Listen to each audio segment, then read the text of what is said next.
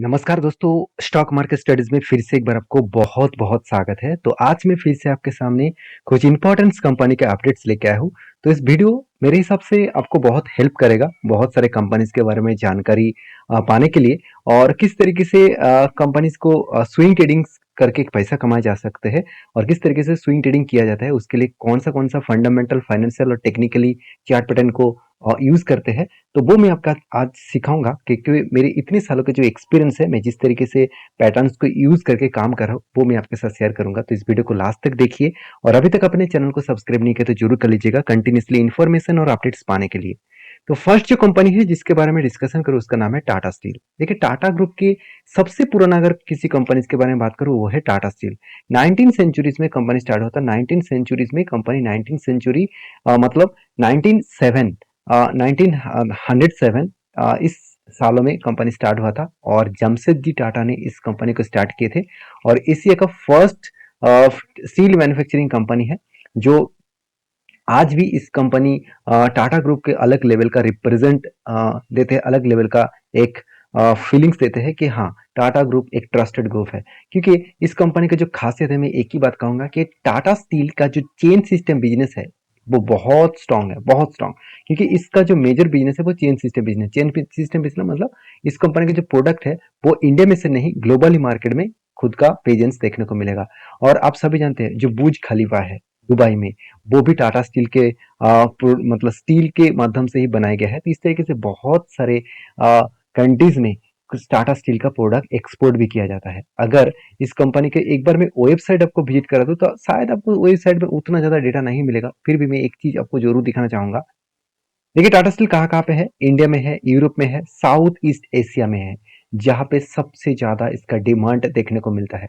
और टाटा स्टील देखा जाए तो जिस तरीके से खुद को रिप्रेजेंट कर रहा है, जिस तरीके से आगे बढ़ रहा है, तो टाटा स्टील मेरे हिसाब से इंडिया के सबसे बड़ा कंपनी भी बन सकता है। क्योंकि टाटा स्टील सेक्टर वाइज देखा जाए तो इंडिया के सेकंड लार्जेस्ट कंपनी है। क्योंकि जेएसडब्ल्यू स्टील इंडिया के नंबर वन कंपनी है। 19 लाख करोड़ के आसपास इसका मार्केट, सॉरी 1,91,000 करोड़ के आसपास मार्केट कैप है। और टाटा स्टील का मार्केट कैप 1,53,000 करोड़ के आसपास है। तो धीरे धीरे करके टाटा स्टील आगे बढ़ रहा है, जो फ्यूचर में जेएसडब्ल्यू स्टील के जैसे कंपनी को भी पीछे कर सकते हैं। क्योंकि इस कंपनी का परफॉर्मेंस के बारे में बात करूं तो आरओसीई दोनों कंपनीज के साथ कंपेयर करूं तो टाटा स्टील का ज्यादा दिखेगा और जेएसडब्ल्यू स्टील का कम दिखेगा।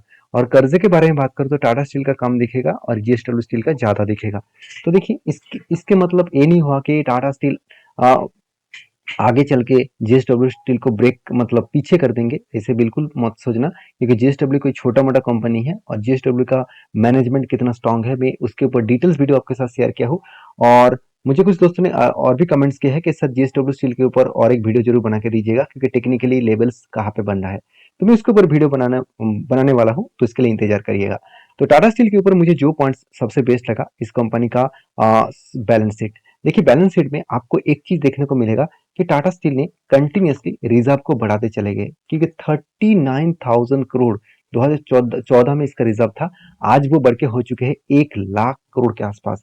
और उसी हिसाब से देखा जाए तो बोरिंग्स भी बढ़ा, कर्जा भी बढ़ा। अभी कर्जा जो बढ़ा वो देखना ये चाहिए कि कर्जा किस बेसिस में बढ़ा, क्या लॉन्ग टर्म के लिए कर्जा बढ़ा कि शॉर्ट टर्म के लिए। देखिए लॉन्ग टर्म के लिए कंपनी का जो कर्जा बढ़ा वो कुछ इस तरीके से देखने को मिला। 51,000 करोड़ के आसपास लॉन्ग टर्म के लिए और शॉर्ट टर्म के लिए कंपनी का 26,000 करोड़ के आसपास शॉर्ट टर्म के लिए और लीज लाइबिलिटी के लिए कंपनी का 6,800 करोड़ के आसपास। तो मेरे हिसाब से कंपनी का जो कर्जा है वो सोच समझ कर लिया गया है क्योंकि बिजनेस लॉन्ग टर्म के लिए है, तो इसलिए लॉन्ग टर्म के लिए ज्यादा कर्जा लिया गया है। अभी कंपनी के जो प्रॉफिट एंड लॉस है उसके बारे में बात करूं तो क्वार्टरली रिजल्ट में कंपनी का क्वार्टर 2 का रिजल्ट जल्द से जल्द आने वाला है। जब रिजल्ट आएगा तो आपको पता चलेगा कि कंपनी किस तरीके से परफॉर्मेंस किया। इस बार कंपनी का रिजल्ट उतना खास नहीं हुआ, मतलब जून क्वार्टर में कंपनी का रिजल्ट उतना खास नहीं हुआ। मुझे लगता है सितंबर क्वार्टर में कंपनी का रिजल्ट उतना खास नहीं होने वाले। क्योंकि जिस तरीके से ग्लोबली मार्केट में जो कंटिन्यूसली युद्ध स्टार्ट हो रहा है, जैसे रसिया और यूक्रेन के बीच युद्ध युद्ध स्टार्ट हुआ था, उसके बाद अभी देखा जाए तो हमास और उसके साथ साथ इसराइल, इस दोनों के साथ युद्ध स्टार्ट हो चुके हैं। तो इस तरीके से सिचुएशन में जो स्टील मैन्युफैक्चरिंग कंपनी है उसका उसके ऊपर जो ज्यादा से ज्यादा प्रेशराइज देखने को मिलता है। तो अभी मैं एक ही बात कहूंगा, कि ऐसे नहीं कि कंपनी में कुछ खराबी है, ऐसे बिल्कुल नहीं। कंपनी सेल्स को इंक्रीज कर रहा है, थोड़ा सा प्रॉफिट मार्जिन डाउन हुआ है क्योंकि कंपनी का सेल्स थोड़ा सा कम हुआ है और एक्सपेंस ज्यादा हो गया इसीलिए। और एज ए इन्वेस्टर देखिए, इस कंपनी को छोड़कर कोई नहीं जाएगा, चाहे एफआईएस हो, चाहे डीएस हो, चाहे पब्लिक हो। हर किसी व्यक्ति इस कंपनी के ऊपर रहना चाहते हैं। क्यों रहना चाहते हैं, उसके पीछे कारण तो है, क्योंकि कंपनी आज देखा है तो लाइफ टाइम के आसपास कंपनी ट्रेड कर रहा है। इसके ऊपर मैंने आपको ये मेंशन किया कि कंपनी के ऊपर देखिए शानदार तरीके से cough with handle pattern skate हुआ, कब बना, उसके बाद हैंडल बना, ब्रेकआउट भी हुआ, ब्रेकआउट कंफर्मेशन हुआ। और मैंने आपको ये भी बताया कि जब करेक्शन हुआ इस लेवल में, इस कैंडल ने मैंने एंट्री लिया हो, क्योंकि जब इस एंट्री लेवल के आसपास आया तो मैंने एंट्री ले लिया। और उसके बाद देखिए फिलहाल के लिए मेरा जो होल्डिंग्स है वो लॉसेस में है, कोई बात नहीं, मैं इंतजार करूंगा इसका। क्योंकि जिस तरीके से पैटर्न स्केट हुआ आप देखेंगे, ये जो स्ट्रांगली ब्रेकआउट लेवल था यही कंपनी के लिए एक स्ट्रॉन्ग सपोर्ट बन चुके। सपोर्ट में किस तरीके से हैंडल क्रिएट हो रहा है, कुछ इस तरीके से हैंडल क्रिएट हो रहा है। इसको बोला जाता है हैमर जैसे कैंडल। तो हैमर जैसे कैंडल अगर आपको कोई भी सपोर्ट लेवल में दिखे तो सोचना वहां से एक मैसिव जर्नी हो सकता है अपसाइड में। तो अभी ग्लोबली मार्केट में प्रेशर है तो थोड़ा सा करेक्शन हो भी सकता है, कोई बात नहीं। मैं तो टारगेट लेने के लिए तैयार हूँ 147 के आसपास, जो बनेगा 18% के आसपास टारगेट। तो मैं इसके ऊपर बुलिश हूँ, आपका क्या राय है जरूर कमेंट्स करके बताना। नेक्स्ट जो कंपनी है जिसके बारे में बात करूँ उसका नाम है इन्फोएज। देखिए इन्फोएज के ऊपर बहुत बड़ा एक अपडेट आया, जिस अपडेट के चलते मुझे लगता है इन्फोएज में इस बार जो लॉसेस देखने को मिला है, एनुअली इनकम में जो लॉसेस देखने को मिला है, वो लॉसेस कंपनी कवर कर सकते हैं, कंपनी लॉसेस को फिर से रिकवरी कर सकते हैं। अभी एक चीज याद रखना कि कंपनी का जो नेट इनकम है, जो नेट इनकम है वो इनकम धीरे धीरे करके आगे बढ़ रहा है, धीरे धीरे करके आगे बढ़ रहा है। मतलब कंपनी का नेट इनकम बहुत शानदार तरीके से नेट इनकम हुआ है। आपको लग रहा है कि कंपनी लॉसेस में है, मेरे हिसाब से लॉसेस में नहीं है, क्योंकि देखिए कंपनी के सेल्स लगातार बढ़ते चले गए, कंपनी के एक्सपेंस भी कंट्रोल में किया, और उसके बाद देखिए कंपनी का जो ऑपरेटिंग प्रॉफिट है वो पॉजिटिव में है, अच्छा खासा पॉजिटिव में देखने को मिला। अभी यहाँ पे क्वेश्चन आएगा सर प्रॉफिट तो अच्छा खासा दिखा तो फिर भी नेट प्रॉफिट लॉसेस में क्यों, क्योंकि कंपनी देखिए बहुत सारे अदर्स कंपनी के ऊपर उन्होंने निवेश करके रखे हैं। जो अदर्स कंपनी से कंपनी का प्रॉफिट आ रहा था वो पिछले बार कंपनी का बिग लॉसेस आया, तो इसी के कारण कंपनी का प्रॉफिट मार्जिन लॉसेस में चला गया था। फिर से कंपनी फर्स्ट क्वार्टर में, क्वार्टर वन में रिजल्ट को पॉजिटिव में लेके आए, और मुझे लगता है नेक्स्ट जो क्वार्टर आने वाला है क्वार्टर टू का रिजल्ट, वहां पे भी पॉजिटिविटी देखने को मिलेगा, क्योंकि इस कंपनी के ऊपर एक बहुत बड़ा अपडेट आया, जो अपडेट मैं आपके साथ शेयर करना चाहूंगा। ध्यान से देखना, इस अपडेट को एक लिस्टेड एलवाई कंपनी के ऊपर यहाँ पे पब्लिश किया गया, आप इस साइट को जाकर विजिट करके देख सकते हैं। यहाँ पे बताया गया कि लेटेस्ट न्यूज है नौकरी ओन्ड। तो नौकरी जो .com है वो आप देखेंगे तो नौकरी ओन्ड आप देख सकते हैं, red start to invest 3.3 crore in US IoT company. तो आईओटी कंपनी के ऊपर कंपनी ने क्या किया, 3.3 करोड़ के आसपास इन्वेस्टमेंट किया। तो देखिए इस कंपनी का मकसद यही है कि खुद का कोर का बिजनेस है, उसके साथ साथ बहुत सारे अलग अलग सब्सिडरीज कंपनी के ऊपर भी कंपनी ने निवेश करके रखा, जहां पे इंडिया की एक पॉपुलर कंपनी है जोमेटो, इसके ऊपर भी नौकरी .com का इन्वेस्टमेंट है। तो देखिए इस तरीके से इन्वेस्टमेंट कंपनी को एक प्रॉफिटेबल बिजनेस भी बना सकते हैं और एक लॉस मेकिंग बिजनेस भी बना सकते हैं। जो यहाँ पे आपको देखने को मिला, यहाँ पे जो लॉस हुआ एक्चुअली कंपनी के जो अदर्स इनकम है, जहाँ पे कंपनी का एक्स्ट्रा इनकम आ रहा था अदर्स कंपनी से, वो इनकम कंपनी लॉसेस में कन्वर्ट हो गया। तो इसका फायदा कभी कभी मिला, आप देखेंगे तो 8,000 करोड़ का प्रॉफिट कभी कभी इनकम देखने को मिला, 4,000 करोड़ का कभी कभी इनकम देखने को मिला। तो जब उस टाइम में फायदा लूटा, अभी तो उसको लॉसेस में तो उसको लॉस देना पड़ेगा ना। तो कभी कभी सिचुएशन कुछ इस तरीके से तैयार होता है। तो कंपनी में कुछ खराबी नहीं है, ऐसे नहीं कि कंपनी में जो कोर बिजनेस है वहां पे खराबी है। देखिए कंपनी का जो सब्सिडरीज कंपनी है उसके ऊपर थोड़ा सा वीकनेस देखने को मिला, वो कंपनी फिर से रिकवरी कर सकते हैं। अभी एज इन्वेस्टर, प्रोमोटर से लेकर एफएसडीएस पब्लिक, हर कोई व्यक्ति इस कंपनी के ऊपर भरोसा करते हैं, तो इसीलिए हर कोई इंस्टीट्यूशन इस कंपनी के ऊपर निवेश करके रखे हैं।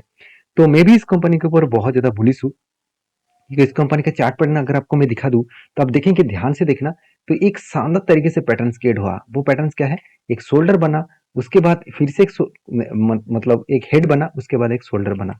और मैंने आपको ये बताया कि शोल्डर अभी तक कंप्लीट नहीं हुआ, तो शोल्डर मुझे लगता है थोड़ा सा लंबा जर्नी करके शोल्डर बन सकते हैं। मैं थोड़ा सा इसको ड्रैग कर देता हूँ, अगर इस तरीके से शोल्डर पैटर्न मुझे लगता है बनेगा, तो मैं इसके ऊपर एक छोटा क्वांटिटी के साथ यहाँ पे मैंने एक ट्रेड लिया। क्यों लिया मैं आपको बता देता हूँ, क्योंकि दो कारण की वजह से लिया। पहली कारण है कंपनी यही रेंज, यही लेवल कंपनी के लिए एक स्ट्रॉन्ग, आप देखेंगे तो यहाँ पे एक स्ट्रॉन्गली कंपनी का रेजिस्टेंस था, इस रेजिस्टेंस को ब्रेक करने के बाद एक धमाका हुआ। तो वही रेजिस्टेंस को कंपनी क्या क्या रीटेस्ट किए। और दूसरी बात, यहाँ पे 200 डेज ईएमए को भी वो रीटेस्ट किए। और तीसरी बात, कंपनी के जो पैटर्न यहाँ पे बना वो एक हैमर जैसे कैंडल बना।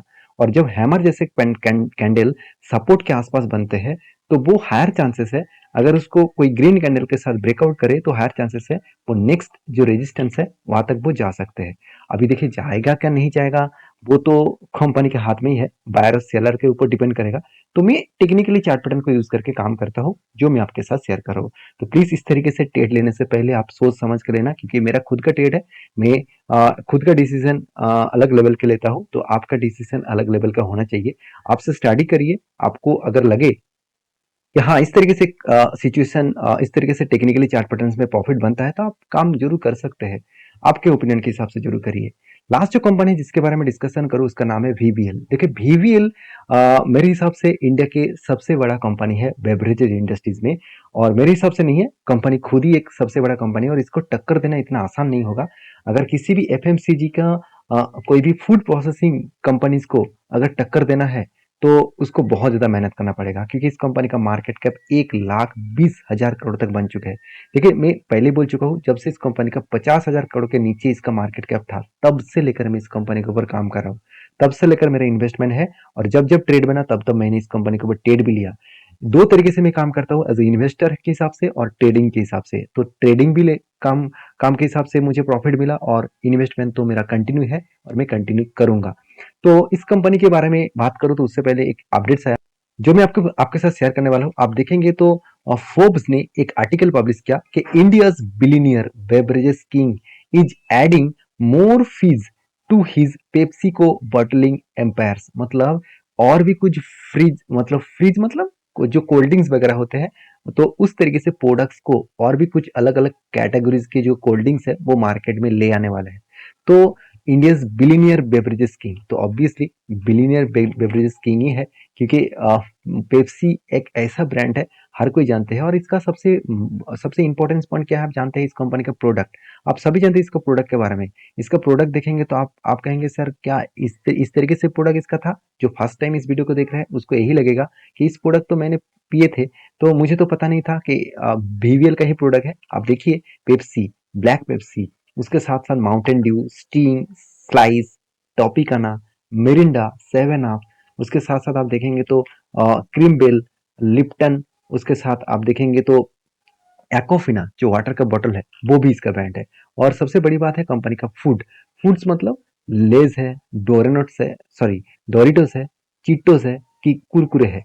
तो जो प्रोडक्ट हम लोग हर जगह पे हर दुकान में देखने को मिल जाता है, रेस्टोरेंट से लेकर देखा जाए तो हर छोटे छोटे बड़े बड़े हर दुकान में आपको देखने को मिलेगा, तो वही प्रोडक्ट इसी कंपनी का है। तो सोचिए कितना हाई स्ट्रॉन्ग स्टेबिलिटी कंपनी है। हाँ, एक पॉइंट मैं जरूर इस कंपनी के बारे में शेयर करूंगा कि सर्दी का जो मौसम होते हैं, मतलब अभी जो दिसंबर का क्वार्टर्स आने वाला है उस टाइम में सर्दी के मौसम में कंपनी का बिजनेस थोड़ा सा वीक पड़ जाता है, क्योंकि उस टाइम कोल्ड ड्रिंक्स का डिमांड कम हो जाता है। क्योंकि सर्दी के मौसम में कितने लोग कोल्ड ड्रिंक्स पीते हैं, ज्यादा से ज्यादा गर्मी में इस कंपनी का प्रोडक्ट बेचा जाता है। तो इसलिए देखिए दिसंबर माह में इस कंपनी का सेल्स जो है वो लगातार घटते चले जाते हैं दिसंबर माह में।